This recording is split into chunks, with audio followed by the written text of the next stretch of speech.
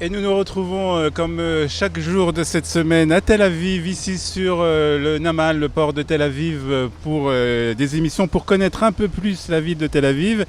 Et si on veut connaître la ville de Tel Aviv, on est obligé de parler du Tel Aviv Comedy Club, ce rendez-vous qui est devenu annuel, ce rendez-vous de l'humour francophone, israélien. Et pour en parler, les frères Smadja. Je suis très heureux de vous recevoir, David et Emmanuel Smadja. Merci beaucoup d'être avec nous, même si Merci vous êtes de nous avoir invités. en plein boom, puisque vous êtes dans les derniers préparatifs de cette tournée qui a commencé déjà depuis combien de temps? Depuis quelques jours. Alors je sais pas, j'ai l'impression que ça fait 3 semaines déjà. Oui, en même temps, on dirait que ça a duré 10 minutes, mais ouais, c'est depuis dimanche et on a tourné déjà un petit peu Tel Aviv, Netanya, Jérusalem. Alors comment ça s'est passé dans ces villes déjà? Alors on a tourné avec la Parce que troupe. c'est Tel Aviv Comedy Club, mais bon, on s'est exporté un peu partout. Ouais. Non, il y a eu la troupe qui joue le best-of du Zvouloun, le café-théâtre justement, dans lequel David présente tout le temps des soirées dans toutes les langues. Et là, c'est la petite troupe des Franco-Israéliens. Ouais. Plus, nous avions 2 guests, Fari, qui nous a fait le plaisir de venir. Fari qui a son spectacle sur Netflix, qui est souvent chez Ruquier, normalement, qui est un des hommes les plus drôles du monde, on peut le dire, voilà. Emmanuel, tout simplement. Après David. Non, moi je ne suis pas drôle du tout, malheureusement. J'essaye, mais c'est dur. Okay. Et Alex Fredo, le Canadien. Alex Fredo du Canada. Mais ce qui est exceptionnel, c'est qu'il y a eu un accueil à Jérusalem et à Netanya, parce on voulait savoir comment ça allait se passer. C'était la première fois que vous faisiez? C'est la première fois qu'on faisait ça comme ça, ouais.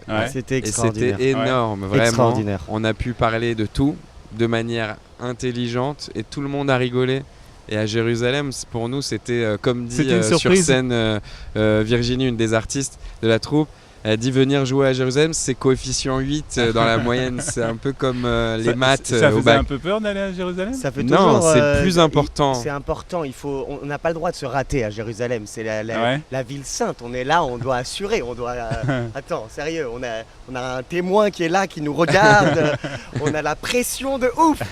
Non, mais c'était franchement, génial. tout le monde a et géré. les gens il y avait super une ambiance sympas. exceptionnelle. Il y avait de tout dans la salle, des jeunes, des vieux, des juifs. C'était génial, c'était incroyable. Franchement, on a kiffé. Il y avait une ambiance magnifique. Ce qui est important, juste je précise, parce que c'est ça un peu le but de faire ce genre d'opération, de genre de spectacle, c'est qu'à la fois on était très fiers de montrer ce qu'il y avait sur scène, cette qualité-là. Et il y a eu vraiment des choses très intelligentes et drôles surtout, parce que sinon c'est le but drôle. Quand même. Et en même temps, on était fiers par rapport à des comédiens qui sont guests de leur montrer notre public. Ça c'est nous, regarde, ça c'est Jérusalem, ça c'est Netanya, ça c'est Tel Aviv. Regarde comment ils peuvent t'accueillir, regarde comme ils ont le sens de l'humour, etc. Et vraiment, c'est cette symbiose-là qu'on cherche. Alors justement, on va parler un peu plus de cette idée du Tel Aviv Comedy Club. Alors, comment elle est née? Vous étiez au repas de Shabbat vendredi soir et tout d'un coup vous avez trouvé cette idée? Non, parce qu'à Shabbat on ne pense pas au travail. Non, comment elle est venue l'idée? Depuis c'est naturel, un moment, en fait. On fait ça depuis toujours presque. On a commencé en faisant le sketch du nain où je fais les mains derrière et toi t'es devant. Je crois que c'est un Pourquoi des tu premiers parles de trucs. ça, Emmanuel, enfin. C'est quand t'avais 4 ans. Non, je plaisante. À cette époque, j'étais très drôle d'ailleurs. Et non, bah là, on a toujours fait plus ou moins des choses comme ça. Et là, alors, à Paris, en fait, ça commence depuis on va Paris. expliquer, vous avez fait votre aliyah il y a combien de temps? 4-5 ans. 4-5 ans. Et à Paris déjà, vous aviez cette fougue-là de faire du spectacle, de monter sur scène, de faire... On avait un café-théâtre sur les grands boulevards, dans lequel on commençait beaucoup d'artistes aujourd'hui assez connus, même d'autres qui le sont pas forcément encore, mais qui sont très drôles. Qui sont très très drôles. Mais non, surtout ce qu'il y a, c'est que c'était sur les grands boulevards, devant le Jamel Comedy Club et le théâtre du gymnase. On était vraiment au bon endroit au bon moment, il s'est passé énormément de choses. Et en même temps, parallèle, David a joué son spectacle, son one-man show au théâtre du gymnaste. Et il y a eu quelque chose qui s'est passé qui était assez fou, mis en scène par Smaïn.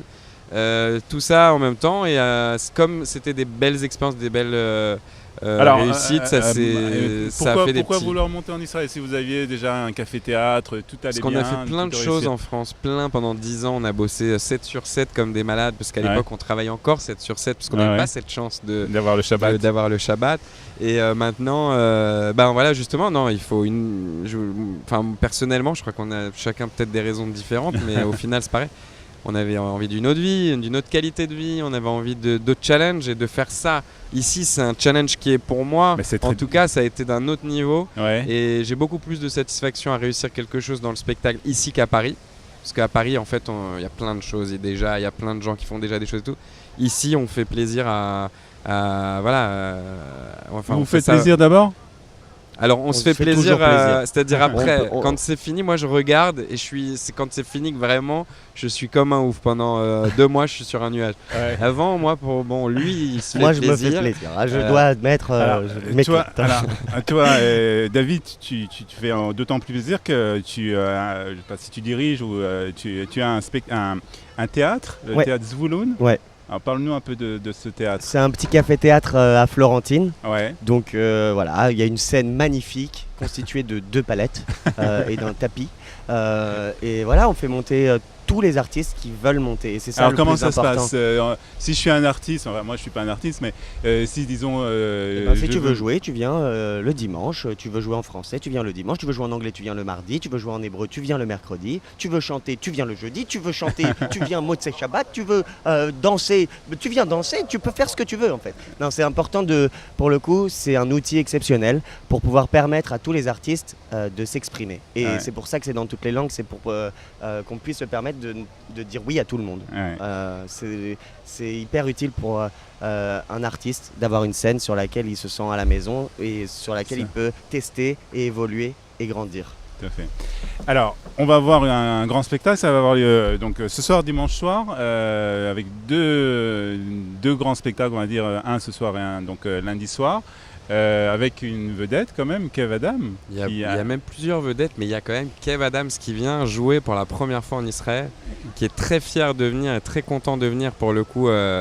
Il attendait ça aussi depuis un moment. Il va présenter un des galas.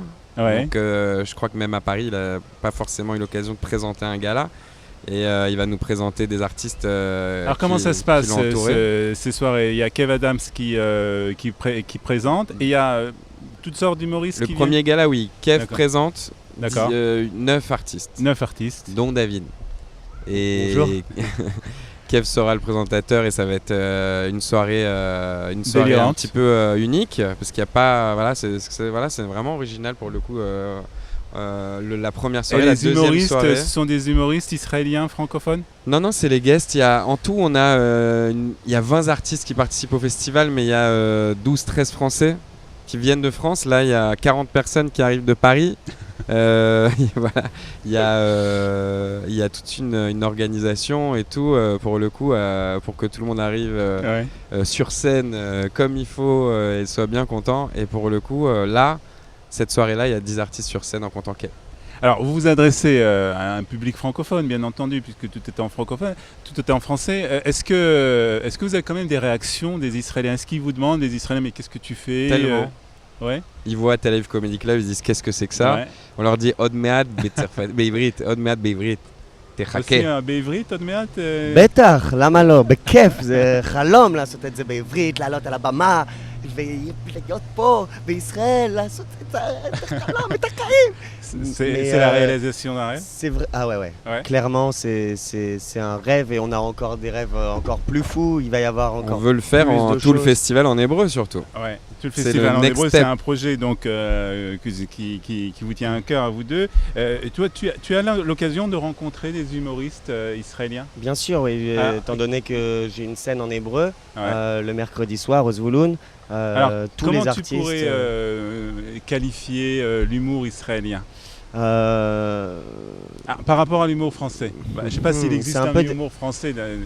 C'est très américain. C'est très américain, c'est vrai. C'est très américain et débridé. En même temps complètement libre en fait. Ouais. Personnellement, j'ai l'impression qu'il n'y a aucun Français qui pourrait se permettre de dire ce que eux disent concernant la politique, se permettent les beaucoup trucs. de choses. Oh là là, c'est le. S'il y avait ça en français, c'est un Français. C'est un peu l'exemple. Ce qu'on donnait comme exemple pour peut-être nos auditeurs, c'est Eretz Nehederet qui se permettent aussi cette par émission. Par exemple, mais c'est que ça. Et je crois que c'est même soft parce que ça passe à la télé. Ouais. Mais ils se permettent quand même pas mal de choses. C'est même plus soft que beaucoup de stand-up, mais en même temps, les gens s'expriment et nous, on assiste à ça, on découvre. On hallucine parfois. Parfois, nous, comme c'est le Café Tat, quand même, on peut leur dire tu peux un peu, s'il te plaît. Et eux, ça les fait même un peu marrer. C'est marrant parce que je crois qu'ils n'ont pas l'habitude qu'il y ait qu'on les puisse les brider, quoi. Alors, les humoristes qui viennent pour cette tournée, alors c'est des humoristes de tous bords, c'est pas seulement des juifs, il y a aussi des goïms qui viennent et qui découvrent Israël. C'est quoi leur réaction ? Alors il y a des juifs, des musulmans, des chrétiens, l'année dernière et cette année, on en est très fiers aussi parce que ça fait une rencontre, un échange. Leur réaction, c'est que d'abord ils sont vraiment bien reçus. D'ailleurs, la meilleure preuve de ça, c'est que tous les artistes de l'année dernière à 100% voulaient tous revenir. Non, ils voulaient tous revenir, on ne pouvait pas faire le même spectacle que l'année dernière. Mais ils voulaient tous. On va les faire revenir, il y en a qui reviendront même dans l'année. On a plein de choses prévues aussi comme ça, on en parlera à un autre moment plus tard. Plaisir. Mais en gros, c'est l'accueil des gens et la différence, le truc qu'on entend le plus, c'est la différence entre ce qu'ils imaginent du pays et ce que c'est vraiment. Voilà, vraiment là, ils ont dit, c'est le pays où il y a la différence la plus grande à ce niveau-là. Et justement, c'est génial qu'on puisse leur faire découvrir en vrai, en fait. Très bien. Donc une tournée qui s'annonce bien, qui marche bien puisqu'on est en plein dedans et on espère que pour les 2 derniers spectacles, il y a encore des places pour les 2 derniers spectacles ? Alors, il y a encore des places, très peu de places. En fait, toute la tournée et le film Malade 2, c'est joué à guichet fermé. Là, les galas, un petit peu de place sur la dernière soirée. Donc il faut se dépêcher, un site, on peut trouver sur... C'est telavivcomedyclub.com. Voilà, donc on peut trouver ça très très facilement. Tu veux terminer l'émission ? Je vais terminer l'émission, c'est fini, salut. En tout cas, merci, bonne chance pour votre tournée et pour les spectacles et puis pour les prochains projets, puisque je crois qu'il y a plein de choses dans les tiroirs. On essaye, on est en Israël, donc il ne faut jamais s'arrêter en Israël. Voilà. Merci beaucoup. Merci de nous avoir bonne chance en tout cas, à bientôt. Bye bye. Sortez, respirez, c'est le Quality Time.